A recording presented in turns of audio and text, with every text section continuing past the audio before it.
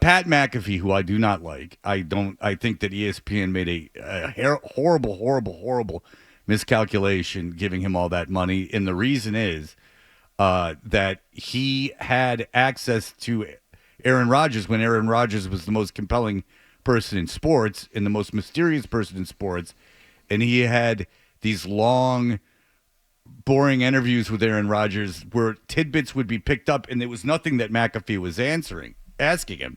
It was just Aaron Rodgers going off on tangents, and McAfee just sat there like an idiot, unresponsive to all the stuff. Well, and these were on the rare occasions when A.J. Hawk wouldn't interrupt him and, stop the narrative. So I thought for a while A.J. Hawk was a Silent Bob joke.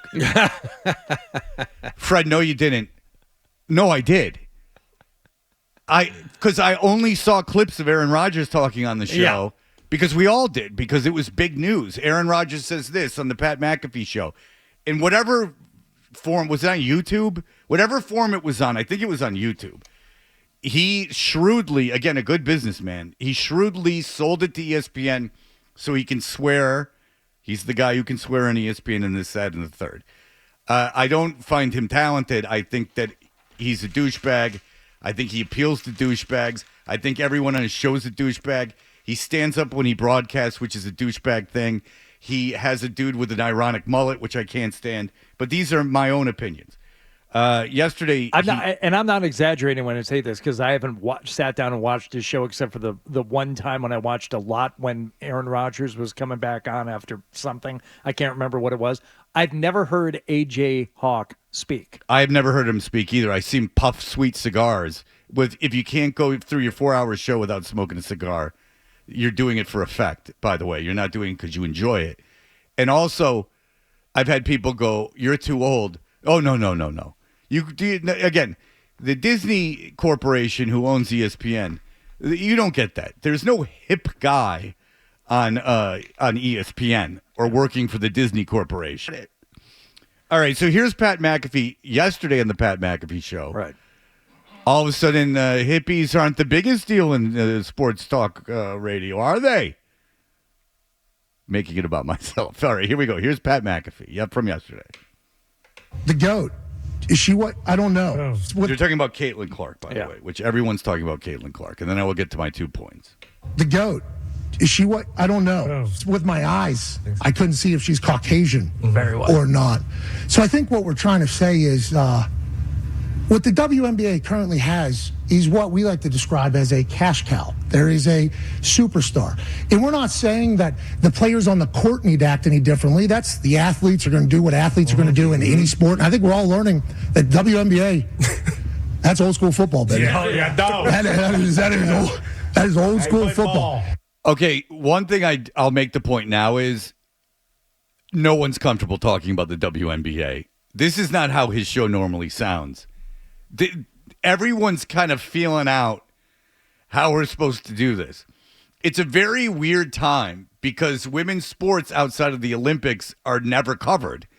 So now that you have mainstream outlets, male-dominated sports shows talking about women's sports, Kyrie Irving's coming to town. If I could be the most mildest sports talk guy in the world and say, Kyrie's a jerk. I can't stand him. He sucks. He's a jerk. He's an idiot. He's a fool. I could say all those things. Right. But if I'm talking about a female athlete. Can we hammer female athletes the same way we hammer male athletes? And if we do hammer the female athletes, what is the fallout going to be by the viewers / listeners? Right. This is what everyone is trying to negotiate through this maze because it is brand new for everyone. No one's cared about the NBA this much since they started, and the league's been in existence for 25 years.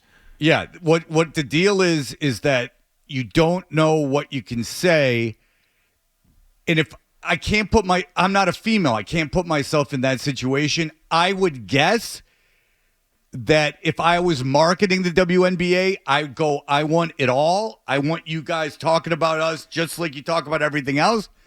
But I'm not a woman. So I what am I to say? I'm empathetic enough about the cause that I can't speak for women. But if I was a male marketing head of the WNBA, I'd be like, my suggestion is, guys, just let it everyone let it rip. Let them talk about you just like they talk about everyone else. Yes. Then that's the ultimate victory.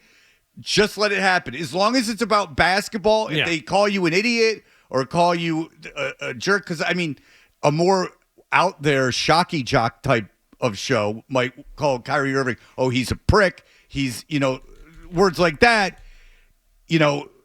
that would be how I would be. I would say, let's all have it be the same playing field, but what do I know? Right. What they don't want is for people to get truly honest and introspective about it and say things like, we're interested for a few minutes right now, and then in another month we'll forget about it and it won't be on our radar anymore, just like it wasn't 6 months ago. Or I wouldn't want to get lost in controversy.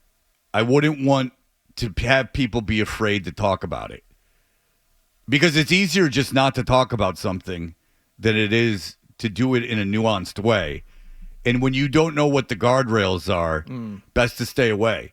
There's stuff that we don't talk about on this show I'd never talk about. If a guest brought it up, some of the stuff that Aaron Rodgers talked about on McAfee, like if he brought it up on this show, I'd do exactly what McAfee did, and I wouldn't say anything. There's stuff that's just not worth touching on because there's no way that I would be equipped to talk about it intelligently or not ignorantly enough to be sure not to offend. There's just some topics I'm too ignorant about. I don't know the parlance. I don't know the terminology. And just through my own ignorance, not hate, but my own ignorance, I'd screw it up. And it's just easier not to talk about it. In the WNBA, you don't want, I would think, but I don't know. Again, I don't have a vagina. I wish I did. To make life. But to breastfeed just for a moment. But, so I can't speak for women. But as a marketer, I would assume that's what you would want. But we continue. I had to interrupt it there because that was one of my points. And I think a great one. But I would like the media people that continue to say, this rookie class, this rookie class, this rookie class. Nah, just call it for what it is. There's one white bitch for the Indiana team who is a superstar. And is it because she stayed in Iowa, put an entire state on her back, took a program from nothing to a multiple-year success story? Is it because she would go on to break the entire points records in the... And then he goes on to compliment her. So he calls her I don't want to be associated with it, so I will not say the word because I know how you all operate.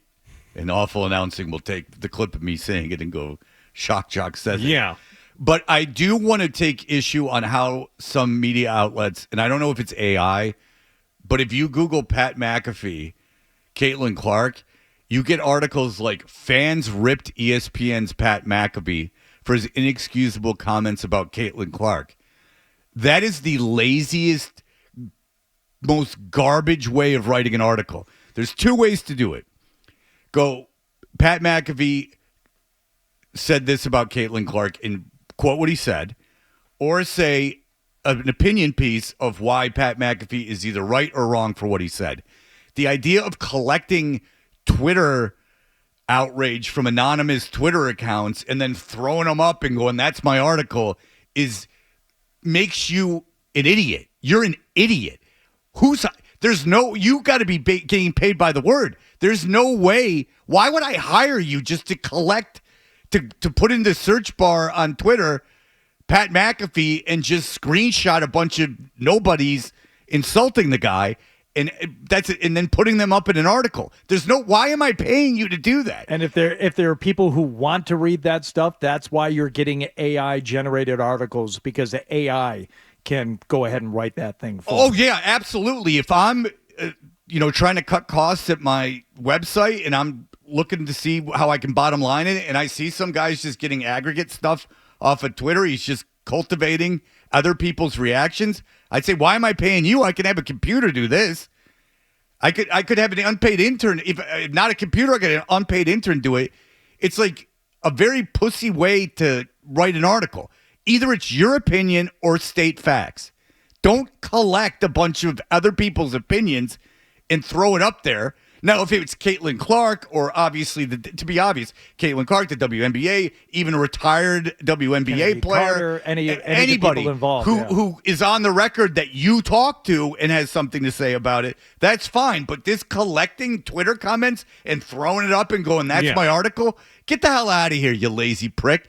And by the way, if you're doing that, I don't value. I'm siding with whoever said whatever they said.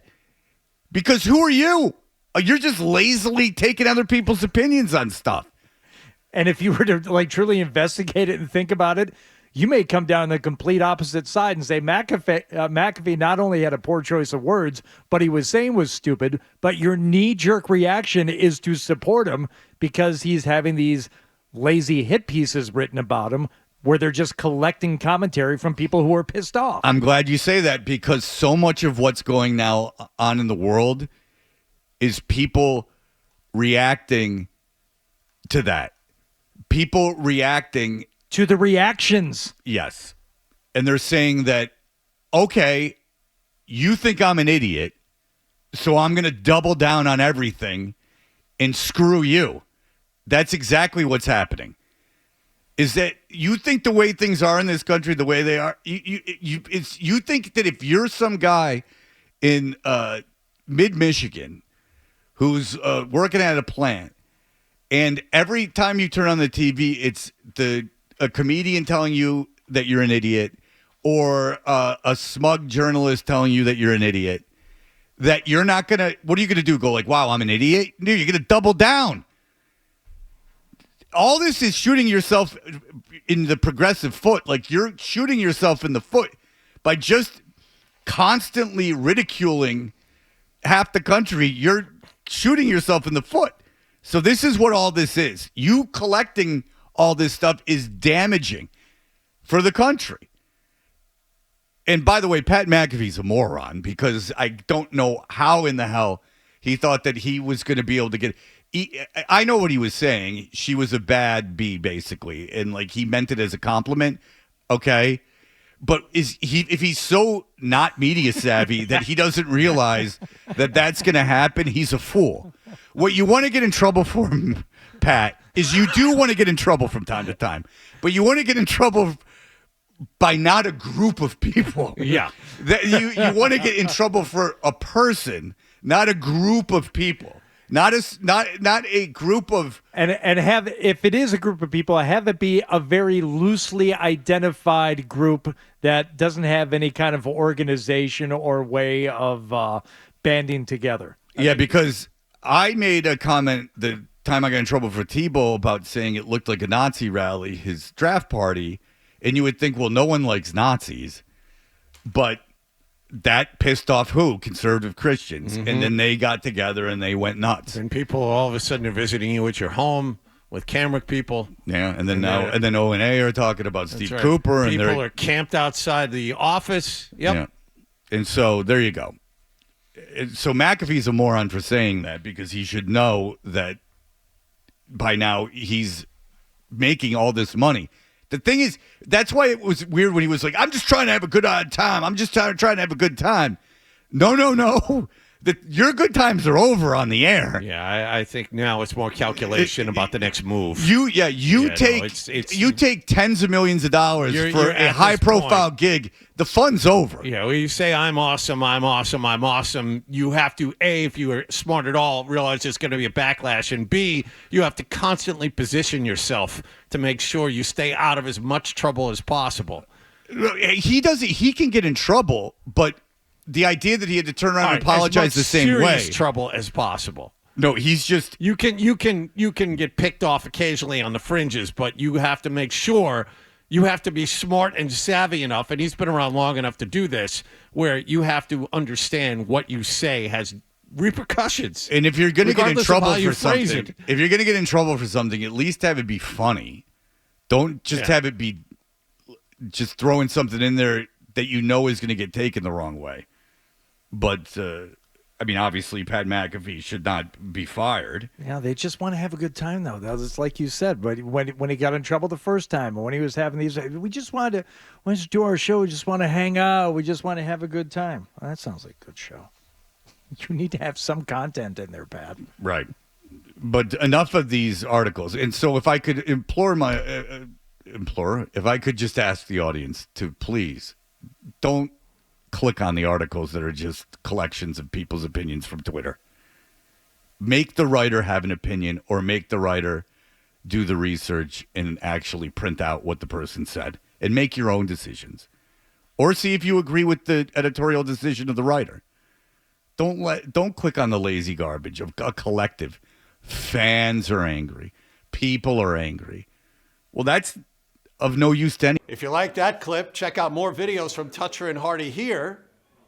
For more Celtics analysis and opinion, hit this playlist.